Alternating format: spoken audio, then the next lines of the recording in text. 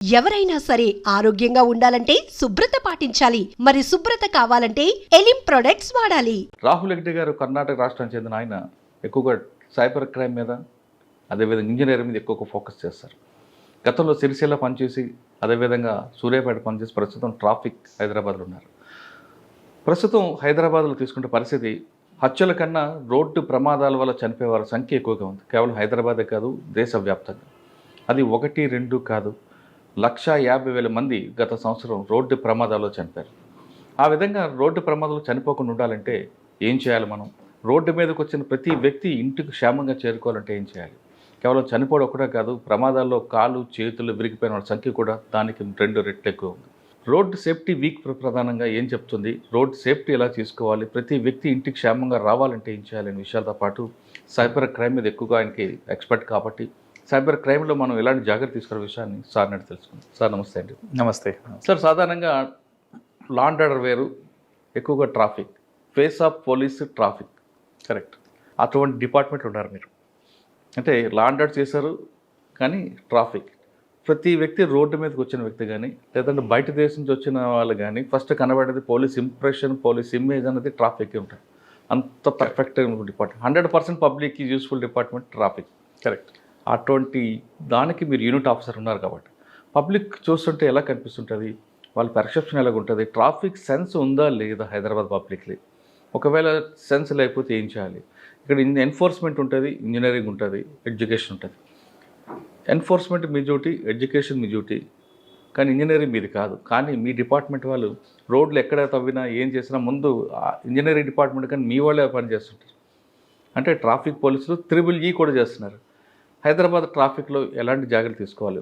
ఎక్కువగా మీరు అన్నట్లు గతం నుంచి మాట్లాడుతున్నప్పుడు ట్రాఫిక్ వైలేట్ చేసేవారు అందరూ కూడా ఎడ్యుకేటెడ్ ఉంటారు, అదొకటి రికార్డులో వస్తుంది. ఎర్లీ మార్నింగ్ ఎక్కువగా లేదా నైట్ అవర్స్లో కానీ ఎక్కువ ప్రమాదాలు జరుగుతాయి. మిగతా టైంలో ప్రమాదాలు జరగడానికి ఆస్కారం ఉంటుంది, ఎందుకంటే అన్ని ట్రాఫిక్ బందులు ఉంటాయి, జాములు ఉంటాయి. హైదరాబాద్లో రోడ్డు మీద వచ్చిన వ్యక్తి క్షేమంగా ఇంటికి వెళ్ళాలంటే ఏం చేయాలి? స్పీడ్ పెంచుకోవాలంటే ఏం చేయాలి? సేఫ్టీగా రావాలంటే ఏం చేయాలి? ఈ 3 ప్రశ్నల సమాధానం చెప్పే ముందు, గతంలో మీరు సిరిసిల్ల పనిచేసినప్పుడు మీ యాక్షన్ చూసిన కరోనా టైంలో మీరు చాలా కేర్ఫుల్గా చేశారు. సూర్యాపేటకి వెళ్ళిన తర్వాత మీ మెయిన్ ఛాలెంజ్ వచ్చింది అక్కడ, ఎందుకంటే అక్కడ ఎలక్షన్ టైంలో వెళ్ళారు. అక్కడ ఎలాంటి జాగ్రత్తలు తీసుకొని మీరు కంప్లీట్ చేశారు? హైదరాబాద్ వచ్చాక మీ యాక్షన్ ఏ విధంగా ఉండిపోతుంది ట్రాఫిక్? సూర్యాపేట్ ఎలక్షన్ టైంలో వెళ్ళాను. దాదాపు ఎలక్షన్ నడుస్తున్నప్పుడు ఇంకొక 1.5 మంత్ ఏమో ఉంది ఎలక్షన్స్ ముందు. ఎప్పుడు కూడా నేను ఆ ఏరియాలో పని చేయలేదు. అది కొత్త ఏరియా అండ్ అక్కడ ఉన్న కల్చర్ కానీ ప్రజలు కానీ అక్కడ ఏం అవగాహన లేకుండా ఇమీడియట్గా పొలిటికల్ మోటివేట్ ఏరియా అది. సో ఆ టైంలో వెళ్ళాను. ఆ టైంలో వెళ్ళినప్పుడు ఉన్న సిచ్యుయేషన్ అసెస్ చేయడము, election time. So major focus మనది ఎట్లా న్యూట్రల్గా without any bias free and ఫేర్గా ఎలక్షన్ కండక్ట్ చేయాలి, దాని మీద ఎక్కువ ఫోకస్ ఉండే. అప్పుడు సార్ మీరు ఆ ఏరియా మీకు సంబంధం లేదు, ఎందుకంటే ఏఎస్పీ కానీ ఎక్కడ కూడా ట్రైనింగ్ అవ్వలేదు. అవును, మీరంతా తెలంగాణ, ఉత్తర తెలంగాణ. అవును. ఆ ఏరియా డామినేషన్ తీసుకురావడానికి మీకు ఎంతకాలం పట్టింది? ఇమీడియట్గా దాని మీదనే అవర్ ఫోకస్, ఎంటైర్ ఫోకస్ దాని మీదనే పెట్టాము. ఫస్ట్ ఆల్మోస్ట్ ఒక 10 to 15 days అన్ని ఏరియా తిరిగి అక్కడ ఫీడ్బ్యాక్ తీసుకోండి, ప్రజల నుంచి, పబ్లిక్ నుంచి, ప్రెస్ నుంచి, మిగతా అన్ని స్టేక్ హోల్డర్స్ నుంచి ఫీడ్బ్యాక్ తీసుకోండి. ఏం నడుస్తుంది, ఈ ఏరియా ఎట్లా ఉంటుంది, మళ్ళీ దీనికి ముందు పనిచేసిన ఆఫీసర్స్ వీళ్ళందరినీ కన్సల్ట్ చేసి ఒక ఇమేజ్, మీకు ఒక ఇమేజ్ వచ్చేస్తుంది ఎంటైర్ డిస్ట్రిక్ట్లో. ఈ ప్లేసెస్ ఇలా ఉంది, ఈ బార్డరింగ్ మండల్స్ వేరే రకంగా ఉంటుంది, మనకు ఇక్కడ వస్తే కోదాడు ఒక రకంగా ఉంటుంది, హుజూర్ నగర్ ఒక రకంగా ఉంటుంది, సూర్యాపేట ఒక రకంగా ఉంటుంది, తుంగతుర్తి ఒక రకంగా ఉంటుంది. సో అట్లానే ఒక ఇమేజ్ ఫస్ట్ ఫామ్ చేసుకొని, గతంలో అక్కడ కొంత ఫ్యాక్షన్ ఏరియా కూడా ఉంటుంది. అవును, ఫ్యాక్షన్ ఏరియాస్ కూడా కొన్ని ఉన్నాయి. అక్కడ పబ్లిక్ కూడా చాలా ఎక్కువ రియాక్ట్ అవుతారు. అండ్ పాత ఫ్యాక్షన్ గొడవలు ఏముంది, ఆ గొడవలు, ఆ సెన్సిటివిటీస్ కూడా మనము కన్సిడర్ చేసుకున్నాం. కొంచెం కమ్యూనిస్ట్ ప్రభావం జిల్లా అది. అవును, కొన్ని ఏరియాస్లో కమ్యూనిస్ట్ ప్రభావం కూడా ఉంది. సో ఇవన్నీ కూడా ఒక ఫ్యాక్టరీని చేసి ఫస్ట్ ఒక ఇమేజ్ ఎట్లా ఉంటుంది జిల్లా అని చేసుకోండి, తర్వాత మనం ఎలక్షన్ మీద ఫోకస్ చేయడం జరిగింది. అండ్ మొత్తం ఎలక్షన్స్లో కూడా ఎటువంటి గొడవ కాకుండా, ఎటువంటి ఇష్యూస్ కాకుండా, ఎవ్రీ టైము ఎలక్షన్స్లో కొన్ని విలేజెస్ మీరు చెప్పారు కదా, మేళ చెరువు, మళ్ళీ కొన్ని అక్కడ విలేజెస్లో ఎప్పుడు కూడా ఏమైనా చిన్న గొడవనో హ్యాపెన్. సో ఈ టైము దానికి ఏం చేయాలని ఆలోచించి దానికి ఎక్స్ట్రా ముందే ఒక 1 month ముందు నుంచే వాళ్ళందరినీ మన కంట్రోల్లో తీసుకోండి, ఫ్రీ అండ్ ఫేర్గా, వాళ్ళకు కూడా ఏం ఫియర్ ఉండొద్దు, లేదంటే ఎవరినో ఫేవర్ చేయవద్దు, అట్లా చేసుకొని ఈవెన్ బార్డరింగ్ మండల్స్ ఏముంటుంది, వేరే రాష్ట్రం ఆంధ్ర మండల్స్ ఏమున్నాయి, అక్కడ కూడా వెళ్ళి విజిట్ చేసి వాళ్ళతో కూడా మొత్తం కోఆర్డినేట్ చేసుకోండి. అటు నుంచి ఇటు ఏమో ప్రభావం కాకుండా కూడా చూసుకోండి, కండక్ట్ చేస్తాం. కానీ జిల్లాలో మీకు ఎంతమంది ట్రబుల్ మంగర్స్ ఉన్నారండి? ఏ జిల్లాలో ట్రబుల్ మంగర్స్? అక్కడనా? సూర్యాపేట. అంటే దాదాపు 1000s పైన మనం బైండ్ ఓవర్ చేసాము. యాక్చువల్లీ ఆల్మోస్ట్ 2000 వరకు బైండ్ ఓవర్ చేసాము. బట్ ఎంతమంది ఎగ్జాక్ట్ సిరిసిల్లలో ఏ విధంగా అయితే కొంత రౌడీ షీట్ని కంట్రోల్ చేశారు, అదే ఎంఓ ఇక్కడ చేశారా, లేదు డిఫరెంట్ మాడ్యూల్ లేదు దీంట్లో? అంటే ఒక్కొక్క జిల్లా బట్టి డిఫరెంట్, ఆ సిచ్యుయేషన్ బట్టి మనం డిఫరెంట్గా చేయాల్సింది ఉంటుంది. సిరిసిల్లో కొంతమందికి మీరు నగర సిటీ నుంచి బయటకు పంపించారు కదా? అవును, కొంతమందికి ఎక్స్టర్మెంట్ అని అట్లా చేసాము. ఇక్కడ షార్ట్ డ్యూరేషన్ దొరికింది. మెయిన్ ఫోకస్ మనకు ఎలక్షన్స్ పైన అండ్ న్యూట్రల్గా without any fear election conduct చేయడమే మెయిన్ ఉద్దేశంతో చేసాం. ఓకే. ఇక్కడ కూడా చాలామందికి మనము చాలా బైండ్ ఓవర్లు చేసి అక్కడ కూడా ఏమనో అంటే ఈ రౌడీస్ని వీళ్ళందరినీ ఎట్లా కంట్రోల్ చేయాలి, ఇక్కడ కొంచెం ఎక్కువ ఉండే. అవును. బట్ వేరే ఏరియాస్ కూడా ఎక్కువ ఉండే, ఏరియా కూడా వైడ్ స్ప్రెడ్ ఉండే. సో దాన్ని కూడా వాళ్ళని బైండ్ ఓవర్ చేయడము, లేదంటే మా ఎన్బిడబ్ల్యూస్ ఇవన్నీ అవైలబుల్ వారెంట్స్ ఉంటే కోర్టు నుంచి తీసుకోండి దాన్ని ఎగ్జిక్యూట్ చేయడము, ఇవన్నీ కూడా చేయడం జరిగింది. సార్, పక్కనే మీకు కంచెకు చెర్ల, నందిగామ, ఆ 2 ఏరియాలో ఉన్న రౌడీ షీటర్స్ అందరూ సూర్యాపేట, కోదాడ రావడం, ఇక్కడ యాక్షన్ చేయడం, తిరిగి జంప్ అవుతుంటారు. ఆ ప్రాబ్లం ఎలా మీరు సాల్వ్ చేస్తారు? అంటే మనకు ఆ టైంలో బార్డర్లో మనం చెక్ పోస్ట్ పెట్టాము. చెక్ పోస్ట్ పెట్టి వాళ్ళతో కూడా ఇన్ఫర్మేషన్ తీసుకున్నాం. మళ్ళీ ఆ టోల్ గేట్లో నంబర్స్ వస్తుంది, ఏ నెంబర్ ఫ్రీక్వెంట్గా అటు నుంచి ఇటు నుంచి అటు పోతుంది, what is the reason, whether వాళ్ళు యాక్చువల్గా జెన్యున్గా పని మీద వస్తున్నారా, లేదంటే వేరే ఏమైనా చేయడానికి వస్తున్నారా, దాన్ని మానిటర్ చేయడం స్టార్ట్ చేసాం. అట్లా మానిటర్ చేసి అట్లాంటి వాళ్ళు ఎవరెవరున్నా వాళ్ళని ఐడెంటిఫై చేసి వాళ్ళతో మాట్లాడితే వాళ్ళందరూ అలర్ట్, ఎవరు కూడా అట్లా రాకుండా చూసుకున్నాం. కానీ మీరు హానెస్ట్గా ఉన్న మీ కింద సిబ్బంది మీకు కోఆపరేట్ చేశారా? ఎందుకంటే చాలా కాలం నుంచి అక్కడ వాళ్ళు. అవును, అది కూడా ఒక ఛాలెంజ్ ఉండే. కొత్తగా వచ్చాము, ఆల్రెడీ పాత కింద లెవెల్లో చాలామంది ఆల్రెడీ ముందే చాలా సంవత్సరం నుంచి ఉన్నారు.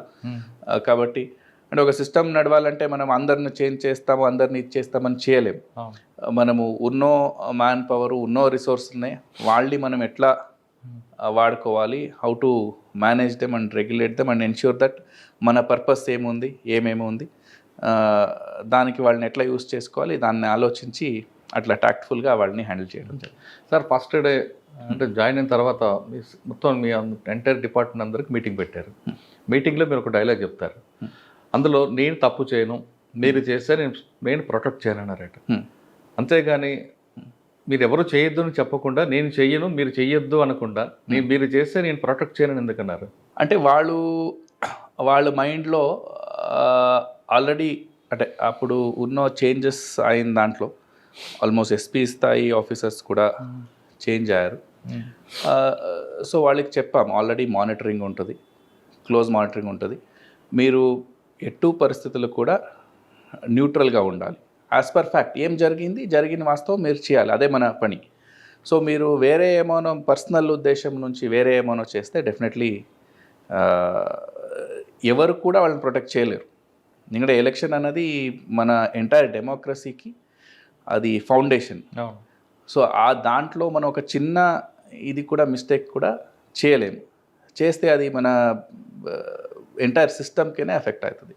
సో దాన్ని మైండ్లో పెట్టుకుంటే వాళ్ళకి చెప్పాము, నోబడీ విల్ ప్రొటెక్టివ్ అండ్ ఎవరు కూడా ఏం డీవియేట్ కావద్దు, యాజ్ పర్ ప్రొసీజర్. ఆ ప్రొసీజర్ ఏముంది, వెల్ లేడ్ అవుట్ ఉంది, స్టాండర్డ్ ప్రొసీజర్ ఉంది, ఎన్నో సంవత్సరం నుంచి చేస్తున్నాము. India is one of the largest democracy in the world. అన్ని స్టేట్స్లో ఈ ప్రొసీజరు ఇన్ని సంవత్సరము వర్క్ అయింది కరెక్ట్గా. ఎస్ఓపీస్ ఏముంది, ఏమేమి రిపోర్ట్ చేయాలి, ఏమేమి ఇది చేయాలి అన్నీ ఉన్నాయి. సో దాన్నే ఫాలో చేయాలని చెప్పాను. అప్పట్లోనే మినిస్టర్ గారు నుంచి మీకు ఏమైనా రాలేదు హెడేక్? లేదు, అంటే మనకు అక్కడ ఆ ఏరియాలో ఎవ్వరూ పరిచయం లేరు కాబట్టి, అందరూ మనకు కొత్త వాళ్ళే కాబట్టి there was no access to anyone. As per procedure system was running. Sir election కాకుండా క్రైమ్ విషయంలో ఏమైనా దొరికింది అక్కడ మంచి కేసులు అని చెప్పగలరా? ఒక ఛాలెంజింగ్ ఒక మర్డర్ అయింది. ఎలక్షన్ అయిన తర్వాత అయింది యాక్చువల్లీ.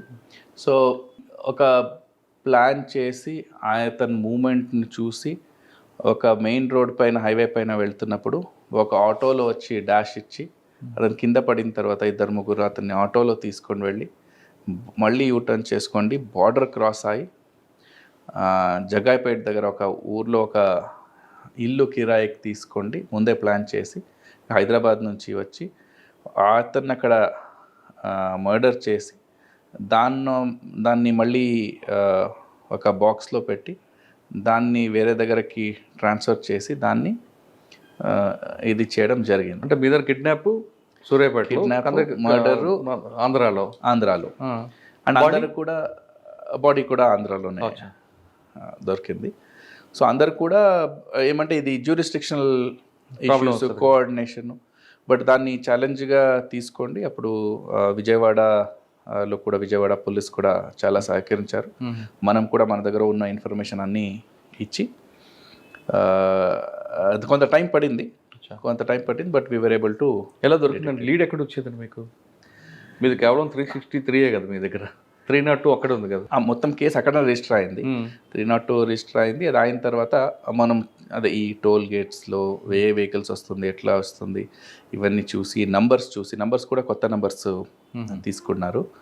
అట్లా చాలా టెక్నికల్గా వర్కౌట్ చేసి ఇంట్రాగేషన్ చేసి తర్వాత మనకు చిన్న క్లూస్ దొరికితే ఫైనలీ మోటివ్ వాళ్ళ పాత గొడవలు ఉన్నాయి. ప్లస్ ఒకటి అతన్ని పబ్లిక్ ముందు తిట్టాడు, ఓకే, అట్లా చిన్నగా చూశాడు.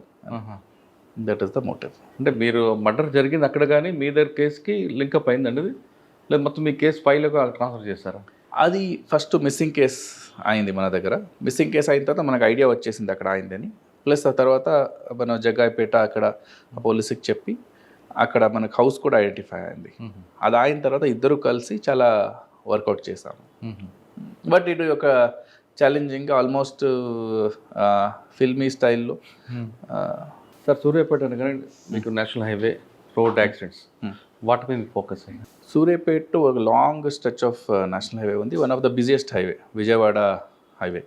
ఎస్పెషల్లీ ఖమ్మం కూడా మీకు వస్తుంది కదా సార్? ఆ ఖమ్మం హైవే కూడా కొత్త హైవే, అది కూడా వస్తుంది. ఒకటి మనకు యాక్సిడెంట్స్ అన్నది అక్కడ ఛాలెంజ్. దానికంటే చాలా విలేజెస్ రోడ్ మీద వస్తుంది. ఆ రోడ్ మీద ఉన్న విలేజెస్లో విలేజ్ క్రాసింగ్స్ అవుతుంది. ఇక్కడ హైవేలో చాలా హై స్పీడ్ వెహికల్స్ ఉంటుంది. ఇక్కడ బుల్లకార్ట్స్ కానీ ట్రాక్టర్స్ కానీ అలాంటిది రోడ్ క్రాసింగ్ ఉంటుంది. ఆ కొన్ని ప్లేసెస్లో ఈ అండర్ పాసెస్ లేవు. అండ్ విత్ డెవలప్మెంట్ ఏమంటే హైవే అక్కపక్కనే చాలా ఎక్కువ డెవలప్మెంట్ కానీ రెస్టారెంట్స్ కానీ ఇలాంటిది కూడా వచ్చినాయి. దాంతో రోడ్ సేఫ్టీ కొంచెం మనకు ఛాలెంజ్ అవుతుంది. దాంట్లో కూడా కొన్ని యాక్సిడెంట్స్ కూడా జరిగింది. ఒక్కొక్కటి ఏమవుతుందంటే నైట్ టైం కానీ మార్నింగ్ టైము ఈ గూడ్స్ వెహికల్స్, లారీస్, ఇవన్నీ హెవీ వెహికల్స్ ఏముంటుంది, వాళ్ళు రెస్ట్ తీసుకోవడానికి హైవే పక్కనే యూజువల్లీ ఆపుతారు. ఆపి వాళ్ళు అక్కడనే రెస్ట్ తీసుకుంటారు, మళ్ళీ వెళ్ళిపోతారు. ఈ ఆపినప్పుడు నైట్ టైంలో చాలా వరకు కనిపించదు అక్కడ స్టేషనరీ వెహికల్ ఉంది అని. సో అది ఎక్కడెక్కడ రోడ్ షోల్డర్స్ వైడ్ ఉంది అక్కడ లోపల పెడుతున్నారు, రోడ్ షోల్డర్స్ వైడ్ లేదు అక్కడ రోడ్ పైన పెడుతున్నారు. సో ఇట్లా కొన్ని యాక్సిడెంట్స్ అయితే తర్వాత మనం దానికి హైవే ప్యాట్రోల్ అని స్టార్ట్ చేసాం. ఓకే, ఎంటైర్ హైవే ఏముంటుంది, హైవేని డివైడ్ చేసి దానికి వెహికల్స్ మెన్ పెట్టి 24 hours వాళ్ళు ఉంటారు. ఇలాంటిది ఒకటి అంటే even same crime point of view నుంచి కూడా. ఓకే, లేట్ నైట్ అక్కడ గ్యాదర్ అయి ఉంటాయి. ఎందుకు గ్యాదర్ అయ్యారు, దొంగతనం చేయడానికి ప్లాన్ చేస్తున్నారా, వేరే ఏమైనా ప్లాన్ చేస్తున్నారా, లేట్ నైట్ దాబాస్ ఓపెనింగ్ ఉంటాయి, ఇవన్నీ అది చూసుకోవడానికి ఒకటి. ఇంకొకటి ఈ రోడ్ సేఫ్టీ గురించి కూడా. ఈ ఏమన్నా ఈ వెహికల్స్ పార్క్ చేసి వాళ్ళు రెస్ట్ తీసుకున్నారంటే అది వెహికల్ దాని నుంచి తీసి సర్వీస్ రోడ్కి మూవ్ చేసేవాళ్ళు. సో అట్లా కొంచెం మనకు రోడ్ సేఫ్టీ మీద రిజల్ట్స్ వచ్చింది. అదే కాకుండా అన్ని జంక్షన్స్ని స్టడీ చేసి ఈవెన్ నేషనల్ హైవే అథారిటీస్తో కూడా కలిసి స్టడీ చేసి దానికి కూడా ప్రపోజల్స్, కొన్ని ఫ్లైఓవర్స్, కొన్ని అండర్ పాసెస్, కొన్ని జంక్షన్ ఇంప్రూవ్మెంటు, కొన్ని అన్సైంటిఫిక్ యూటర్న్స్ ఉన్నాయి. ఆ యూటర్న్స్కి ఇంకొక కొత్త లేన్ చేసి ఆ యూటర్న్ రావాలి. ఇవన్నీ ప్రపోజల్స్ కూడా పెట్టాము. చాలా వరకు అక్సెప్ట్ కూడా అయింది. ఈవెన్ వరకు కూడా స్టార్ట్ కావాల్సింది ఉండే. హైవే మీద ఎన్ని ఉంటాయండి బ్లాక్ స్పాట్స్? అక్కడ మనకు అరౌండ్ 7 ప్లేసెస్ ఉండే బ్లాక్ స్పాట్స్. కానీ కొన్ని ప్లేసుల్లో అంటే గూడ్స్ వెహికల్స్ కానీ లేదంటే ట్రావెల్స్ బస్ డ్రైవర్లకి టీ తాగించడం, మొఖాలు ఫేస్ వాష్ చేయించడం మీ వాళ్ళు చేస్తున్నారు. ఎందుకు మా వాళ్ళు చేస్తుంటారంటే ఆయనకి అడిగినప్పుడు ఆయనకి నిద్ర వస్తుంది, లేదంటే వేరే అలాంటి రీజన్, లేదంటే డ్రంక్ అండ్ డ్రైవింగ్ చేస్తున్నారు, అది కూడా టెస్ట్ చేయాలి.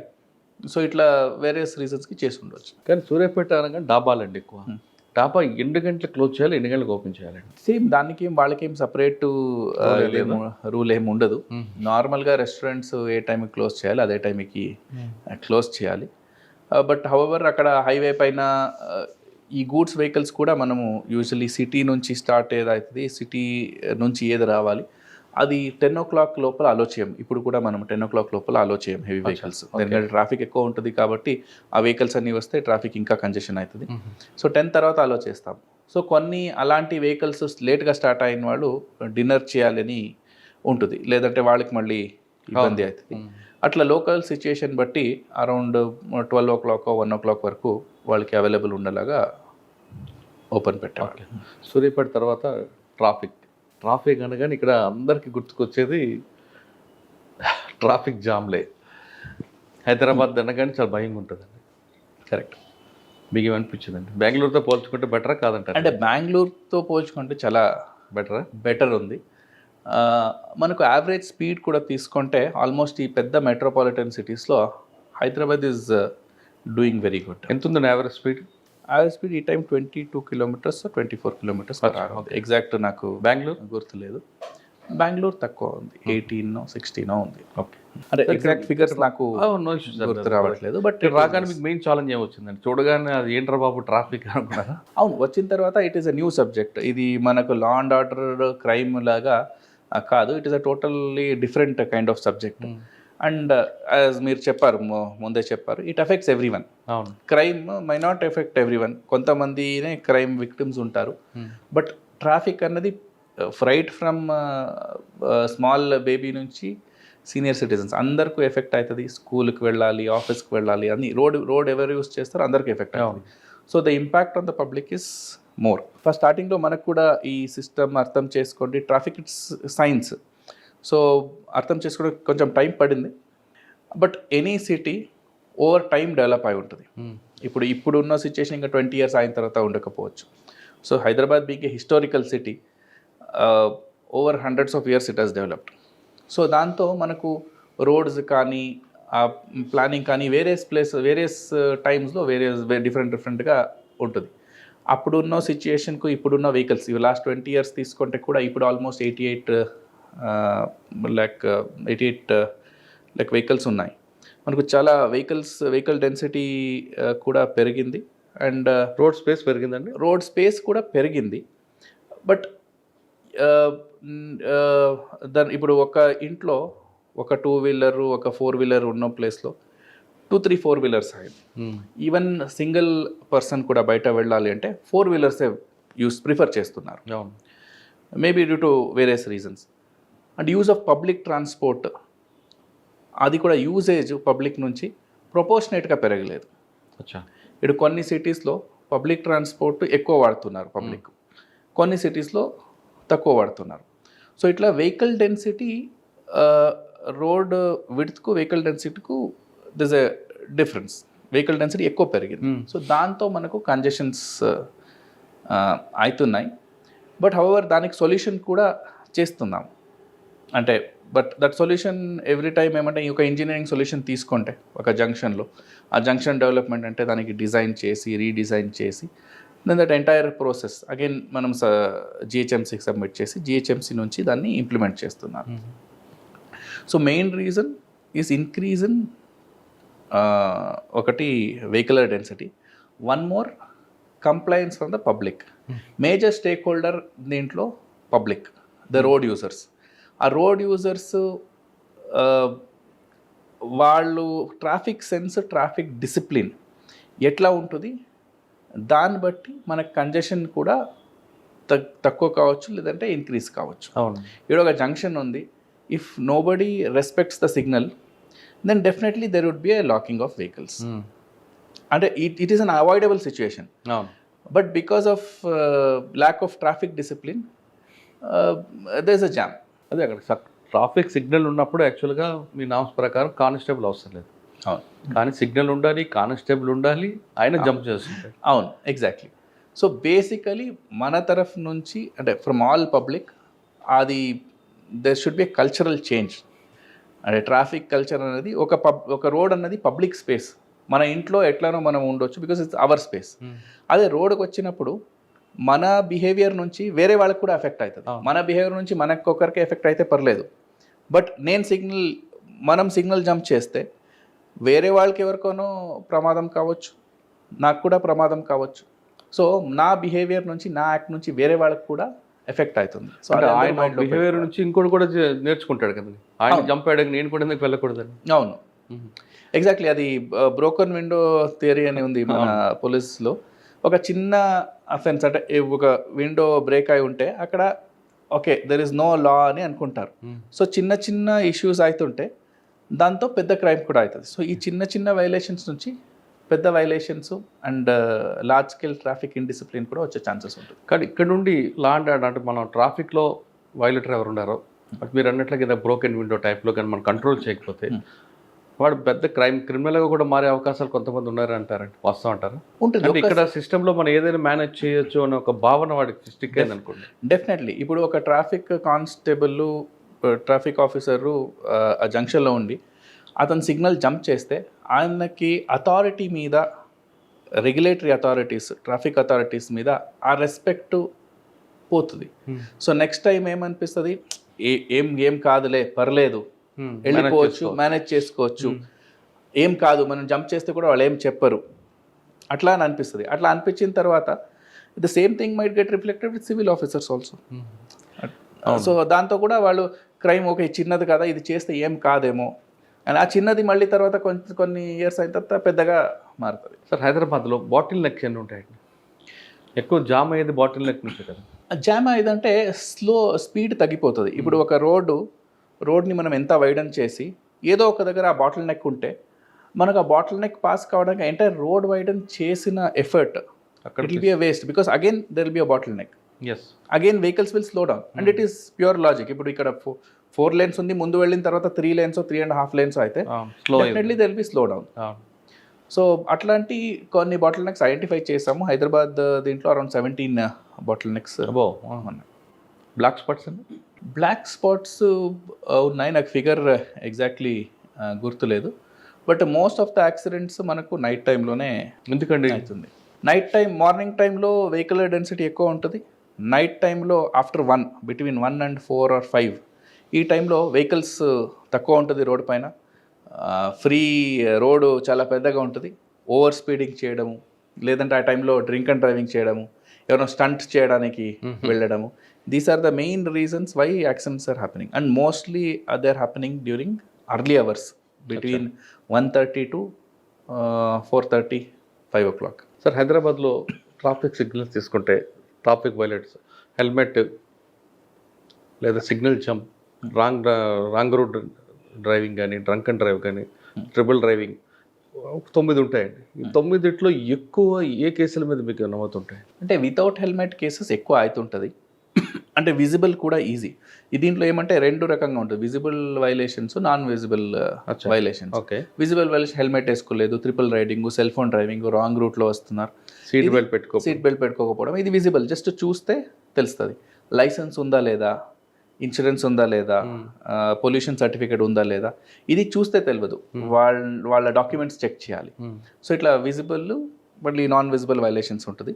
Mostly visible violations easy to identify and easy to detect. So the without helmet cases ఎక్కువ ఉంటుంది. ఓకే, రాంగ్ డ్రైవింగ్ ఉందండి, రాంగ్ రూట్లో కూడా కొన్ని జంక్షన్స్లో వస్తుంటారు. దేనికంటే బేసికలీ టు అవాయిడ్ ఒక లాంగ్ వే అవాయిడ్ చేయడానికి ఈ జంక్షన్స్కి పీక్ అవర్స్లో ఇది ఎక్కువ ఉంటుంది. ఇక్కడ స్ట్రెచ్ ఎక్కువ ఉంది కాబట్టి షార్ట్ కట్ కోసం వస్తుంటారు. సార్ హైదరాబాద్లో ఎక్కువ యాక్సిడెంట్స్ ఎక్కడ ఏ జోన్లో జరుగుతుంటాయండి? అట్లా నార్త్, ఈస్ట్, వెస్ట్?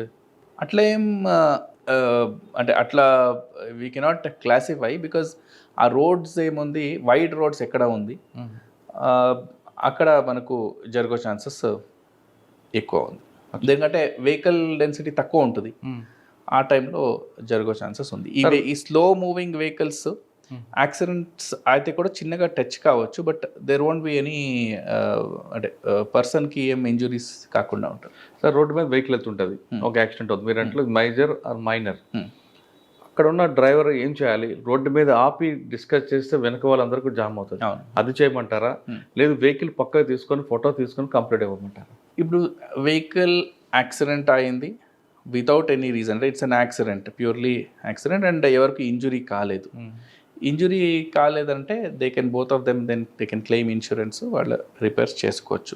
ఎవరికైనా ఇంజురీ అయింది అని అంటే వాళ్ళు ఎవరి మిస్టేక్ అని ఉంటుంది, there is no agreement on with both of them, లేదు నీది మిస్టేక్ నాది మిస్టేక్ అని అట్లా అంటే ఇమీడియట్గా పోలీస్ స్టేషన్కి కాల్ చేస్తే, ఆల్మోస్ట్ అన్ని జంక్షన్స్లో మన ట్రాఫిక్ పోలీస్ సిబ్బంది ఉంటారు, దగ్గరలో ఉన్న వాళ్ళు వచ్చేస్తారు, పెట్రోల్ వెహికల్ కూడా దగ్గర వచ్చేస్తారు, వచ్చి వాళ్ళ ఫొటోస్ అన్ని తీసుకోండి, అది ఎంక్వైరీ చేసుకోండి, తర్వాత పోలీస్ స్టేషన్కి వచ్చిన తర్వాత what would be the reason అని దాని సీసీటీవీ ఫుటేజ్, మళ్ళీ స్కిడ్ మార్క్స్ ఎట్లా అయింది అని చూసి ఎవరైనా ఐ విట్నెస్ ఉంటే వాళ్ళు రికార్డ్ చేసుకొని ఇచ్చేస్తారు. So better to call the police station. కానీ కొంతమంది రోడ్డు మీద వెహికల్ పెట్టి ఆర్గ్యూ చేస్తూ టైం అంతా వేస్ట్ చేస్తారు, వాళ్ళ వల్ల వేరే వాళ్ళకు కూడా ఇబ్బంది అవుతుంటాయి. అవును, అది కూడా వాళ్ళు కన్సిడర్ చేసుకోవాలి, ఎందుకంటే వాళ్ళిద్దరు మీద మోస్ట్ ఆఫ్ ద పబ్లిక్కి ఇబ్బంది అవుతుంది, అండ్ ఒక ఫ్యూ మినిట్స్ ట్రాఫిక్ ఆపితే కూడా చాలా వరకు జామ్ అయి ఉంటుంది, and it will affect hundreds of people. So అక్కడనే మరి పక్కనే ఇచ్చేసుకోండి, డిసగ్రిమెంట్ ఉంటే గొడవ చేయకుండా వాళ్ళు లాని వాళ్ళ హ్యాండ్కి తీసుకోకుండా మన పోలీసుకి చెప్తారే ప్రొఫెషనల్గా మనం హ్యాండిల్ చేస్తాం. సార్ మనం తీసుకుంటే హైదరాబాద్ ట్రాఫిక్ ఇప్పుడు రోడ్ సేఫ్టీ మంత్ నడుస్తుంది కాబట్టి మీరు చేసిన ప్రోగ్రామ్స్ ఏంటి? రోడ్ సేఫ్టీ మంత్ భాగంగా ఎంటైర్ మంత్ మన awareness programmes, various programmes conduct చేస్తున్నాము. ఆల్ సెక్టర్స్ని టచ్ చేయడానికి ట్రై చేస్తున్నాము. ముఖ్యంగా అవేర్నెస్, యూత్లో అవేర్నెస్, మనకు ఆర్గనైజ్డ్గా అంటే ఈ ఆటో డ్రైవర్స్ ఉండొచ్చు, వేరే బస్ డ్రైవర్స్ ఉండొచ్చు, వీళ్ళందరికీ అవేర్నెస్ క్రియేట్ చేయడము, అట్లనే పబ్లిక్లో అవేర్నెస్ క్రియేట్ చేయడము, హెల్మెట్ డ్రైవ్స్, ఈ స్పెషల్ డ్రైవ్స్ తీసుకోవడము రాంగ్ డైరెక్షన్లో వచ్చేవాళ్ళకి కానీ, ఇట్లా వేరియస్ మెకానిజమ్స్ మనం ఏమంటే ఆల్ సెక్టర్స్ని టచ్ చేయాలి, అందరిలో కూడా ట్రాఫిక్ అవేర్నెస్ రావాలి. సో నేను ముందే చెప్పినలాగా మన ట్రాఫిక్ డిసిప్లిన్ అందరికీ ఉంటే చాలా వరకు మనము ట్రాఫిక్ జామ్స్ అనేది ఏముంది దాన్ని మనము అవాయిడ్ చేయవచ్చు. మీకు ఒక ఎగ్జాంపుల్ చెప్పాలంటే, ఒక రోజు నైటు చాలా జామ్ అయింది, ఆల్మోస్ట్ మనకు 10 o'clock ట్రాఫిక్ 12 o'clock వరకు అయింది. అదన్నీ ఈవెంట్ అయిన తర్వాత అప్పుడు క్లియర్ చేసిన తర్వాత ఏమైంది అనలైజ్ చేసాము. ఒక స్మాల్ కనెక్టింగ్ రోడ్ ఉంది బిట్వీన్ 2 big roads. ఈ స్మాల్ కనెక్టింగ్ రోడ్లో ఒక వైపు వర్షం వచ్చి కొంచెం వాటర్ లాగింగ్ అయింది. ఈ రోడ్లో వెళ్ళాల్సిన వాళ్ళు మీడియం దాటి రాంగ్ రూట్లో చేసుకున్నారు. వీళ్ళు రాంగ్ రూట్లో తీసుకున్నారు, ఇక్కడ నుంచి వచ్చేవాళ్ళు ముందు నుంచి వచ్చారు. వాళ్ళ అన్ని వెహికల్స్కి ఇప్పుడు బయట వెళ్ళడానికి ప్లేస్ లేదు. సో ఆ వెహికల్స్ తీయాలి అంటే ఇప్పుడు నాట్ పాసిబుల్. ఈ మిడిల్ ఆఫ్ ద రోడ్లో ఆపోజిట్ డైరెక్షన్లో ఉన్నారు, అటు ఇటు 2 side మీడియన్స్ ఉంది. It was unavoidable situation just because lack of traffic discipline, lack of patience ఏమవ్వ. దాంతో మనకు ఎంతమంది థౌజండ్స్ ఆఫ్ రోడ్ కమ్యూటర్స్కి ఆల్మోస్ట్ 2 hours ఎక్స్ట్రా పడేది. సో ఏం చేశారంటే అశ్వని దాన్ని మళ్ళీ మనం వెనక నుంచి వెహికల్స్ తీసుకోవాలి, వేరే ప్లేసెస్లో స్టాప్ చేసి కొంచెము ఫ్రీ స్పేస్, బఫర్ స్పేస్ చేసి మళ్ళీ వీళ్ళని యూటర్న్ చేసి ఇటు నుంచి పంపించాలి. సో ఇట్ టుక్ అస్ అంటే so much of time. So ఇట్లా ట్రాఫిక్ ఇన్డిసిప్లిన్తో కూడా మనకు ట్రాఫిక్ జామ్స్ అవుతాయి. కొంతమంది ఇప్పుడు సిగ్నల్లో వెయిట్ చేయకుండా రాంగ్ డైరెక్షన్లో వచ్చేస్తారు. అది నాట్ ఓన్లీ ఒకటి ప్రమాదకరం, ఇంకొకటి రైట్ డైరెక్షన్లో వెళ్తే వాళ్ళకి అన్నెసరీ డిలే. వీళ్ళు ముందు క్లియర్ అయ్యే వరకు దే కెనాట్ గో. ఇంకొక సిగ్నల్ జంప్ చేస్తారు, ఇంకేం ఆరెంజ్ ఒకటి చెప్తారు, రెడ్ అంటే గ్రీన్ అంటే స్టార్ట్ క్రాస్, ఎల్లో ఆరెంజ్ అంటే ఇంకా ఫాస్ట్గా వెళ్ళాలి అని, రెడ్ అంటే ఇంకా ఓవర్ స్పీడ్గా వెళ్ళాలి అని. అట్లా అంటే పబ్లిక్ ఆ పేషెన్స్ లేకుండా ఇంకో hardly 30 seconds 40 sir seconds red, green, orange ఈ మూడింటి గురించి చెప్పండి. రెడ్ అంటే స్టాప్, రెడ్ అంటే స్టాప్ చేయాలి, ఆరెంజ్ ఉంటే నెక్స్ట్ రెడ్ వస్తుంది, నెక్స్ట్ గ్రీన్ వస్తుంది, ఆ నెక్స్ట్ ఫేజ్కి మీరు ప్రిపేర్ కానివ్వండి. స్టాప్ అంటే స్లో డౌన్ చేసుకోవాలి అట్లా. ఇంకా గ్రీన్ అంటే దే కెన్ గో అని. Okay. At the same time red orange blinking ఉంటుంది, అంబర్ బ్లింకింగ్ ఉంటే రెడీ టు వెయిట్ చూసుకోండి వెళ్ళండి. అంటే నైట్ టైం ఎక్కువ వెహికల్స్ ఉండదు కాబట్టి బ్లింకింగ్లో పెట్టుంటాం, unnecessarily why to stop the traffic అని. ఆ బ్లింకింగ్లో పెట్టినప్పుడు వాళ్ళ జంక్షన్లో ఒక్క ఫ్యూ సెకండ్స్ ఆగి లెఫ్ట్ రైట్ చూసుకోండి వెళ్ళండి. మీకు ఎక్కువ సూర్యాపేట హైవే మీద కనిపిస్తుంటాయి, ఎస్పెషల్లీ ఇక్కడ క్రాసింగ్స్ ఉంటుంది అక్కడ పెట్టుంటాం. సార్ సింగిల్ రైట్ లైన్ వేరు, డబుల్ లైన్ కనిపిస్తుంది. డబుల్ లైన్ కూడా క్రాస్ చేయాలా లేదా సింగిల్ లైన్లో కూడా మనం క్రాస్ చేయొచ్చు? అంటే బ్రోకన్ లైన్స్ ఉంటుంది, బ్రోకన్స్ లైన్ ఉన్నప్పుడు లేన్ క్రాస్ చేసుకోవచ్చు, సాలిడ్ లైన్స్ ఉన్నప్పుడు లేన్స్ క్రాస్ చేయొద్దు. సార్ ఇప్పుడు ఇంకొక ప్రాబ్లం కనిపిస్తుంది. మీకున్న సర్వీస్ ప్రకారం అంటే గతంలో ఉన్న కమిషనర్ అందరూ కూడా మెయిన్ జంక్షన్లో traffic violators educated, non educated, below educated తీశారు. మీకున్న అనుభవంలో హైదరాబాద్లో ట్రాఫిక్ వైలేటర్ అందరూ కూడా ఎడ్యుకేటెడా, ఏవో ఎడ్యుకేటెడ్? మ్యాక్సిమం అందరు కూడా ఎడ్యుకేటెడే ఉన్నారు. అఫ్కోర్స్ అంటే కొంతమంది అనుకుంటారు వాళ్ళకి ఏం తెలియకుండా వాళ్ళు చేస్తున్నారు, బట్ వాళ్ళు ఎవరు వైలేటర్స్ ఉన్నారు వాళ్ళు అన్నీ తెలుసు, వెల్ ఎడ్యుకేటెడ్, వాళ్ళ తరఫు నుంచే ఎక్కువ వైలేటర్స్ ఉన్నారు, విచ్ ఇస్ అన్ఫార్చునేట్. ఇంకా ట్రాఫిక్ తర్వాత మీకు ఇష్టమైన subject cyber crime. Cyber crime మీరు సిరిసిల్లో ఉన్నప్పుడు ఎక్కువగా ఆన్లైన్ ఫ్రాడ్ అనో లేదా జాబ్ ఫ్రాడ్ ఇవన్నీ ఉండేవి. ఇప్పుడు దాన్ని చేంజ్ అయిపోయి ట్రెండింగ్ క్రైమ్లో చాలా వచ్చాయి, డిజిటల్ అరెస్ట్ అని, మనీ ట్రాప్ అని, ఇటువంటి వచ్చాయి. వీటి మీద మీ ఫోకస్ ఏంటంటే పబ్లిక్ ఏ విధంగా ఉండమంటారు, అవేర్నెస్ ఏం చేస్తారు, పబ్లిక్ ఎలాంటి జాగ్రత్తలు తీసుకోవాలి? అదే ఇప్పుడు మీరు చెప్పినలాగా దీనికి ముందు ఉండే ఏదో ఒక కమోడిటీ మాకు మార్కెట్లో ఇంత ప్రైస్ ఉంది బట్ వాళ్ళు చాలా తక్కువ రేటుకి ఇస్తున్నారు, ఇప్పుడే బుక్ చేయండి కొంచెం అడ్వాన్స్ ఇచ్చి అని. సో అట్లా కూడా చీట్ చేసేవాళ్ళు ఉన్నారు. ఇప్పుడు డిజిటల్ అరెస్ట్ అని వచ్చింది. మీ ప్యాకెట్ దొరికింది ఏదో ఎయిర్పోర్ట్లో మనం పట్టుకున్నాము, ఆ ప్యాకెట్లో ఇల్లీగల్ మెటీరియల్స్ ఉన్నాయి, డ్రగ్స్ ఉన్నాయి, సో మీరు అరెస్ట్ చేస్తామని చెప్పి వాళ్ళు అక్కడి నుంచి ఒకరు చెప్తారు, తర్వాత ఇంకొకరు వీడియో కాల్ చేసి పోలీస్ యూనిఫామ్లో ఉంటారు, వాళ్ళు గట్టిగా క్వశ్చన్ చేస్తారు. అట్లా చాలామంది మోసం పోతున్నారు.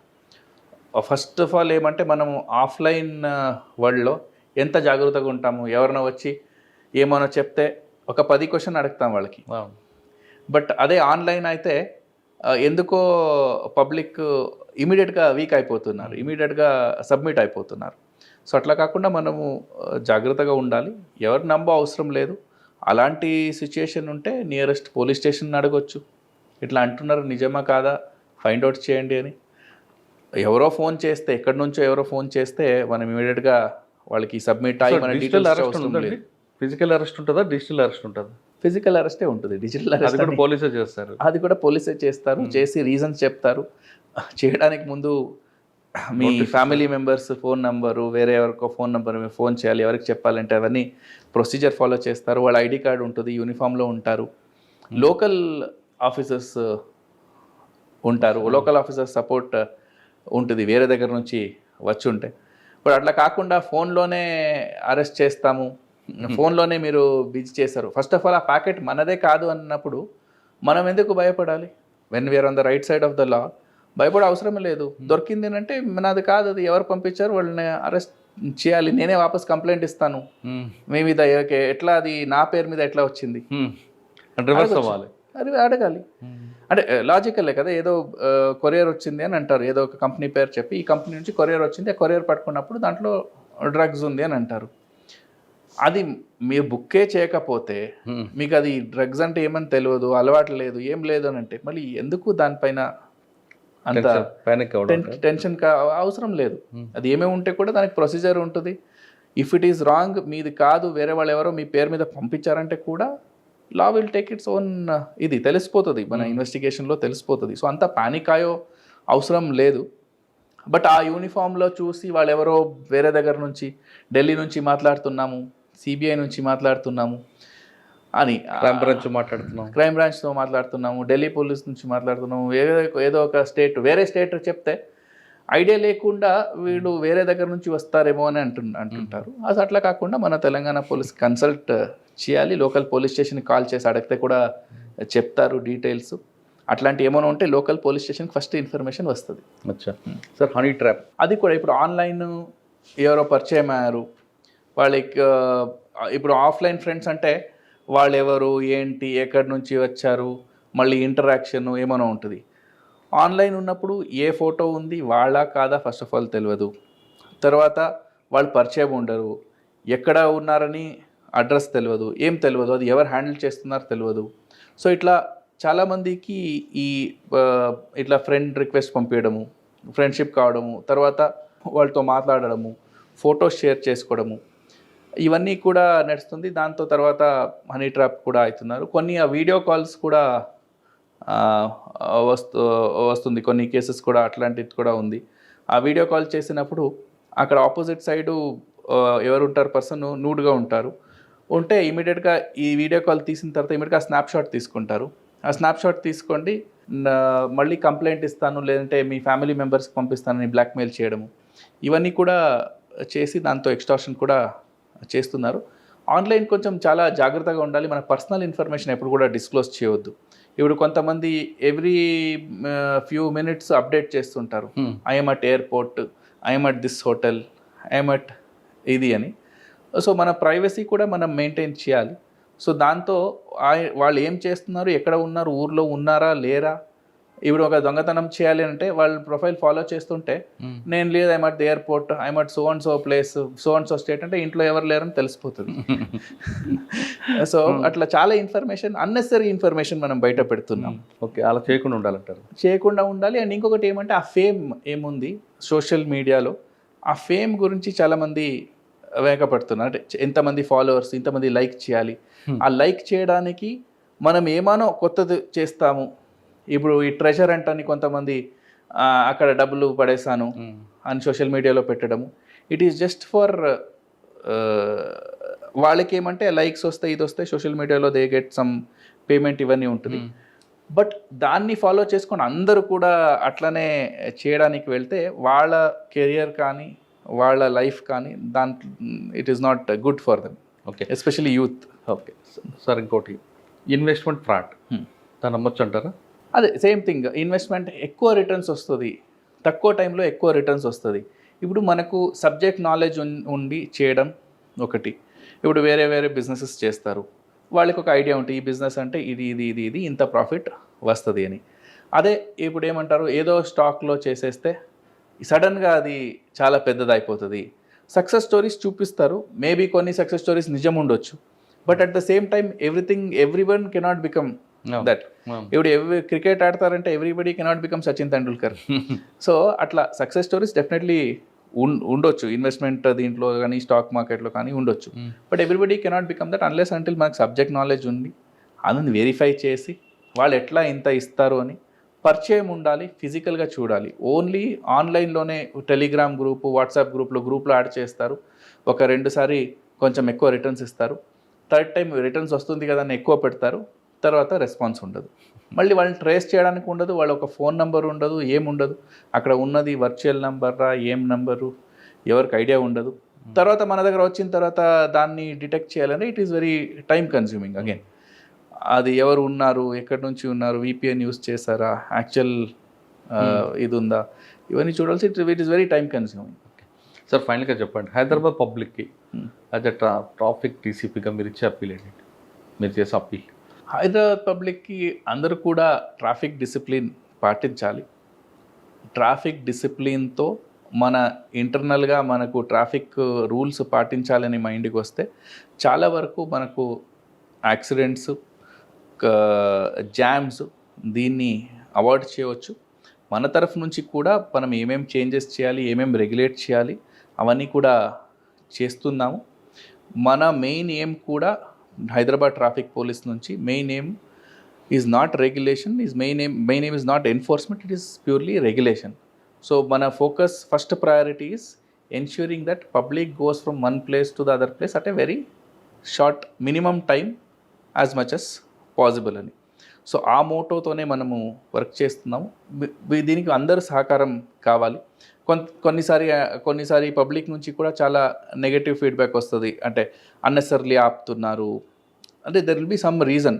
మనం కూడా సైంటిఫిక్ అప్రోచ్తోనే చేస్తున్నాము.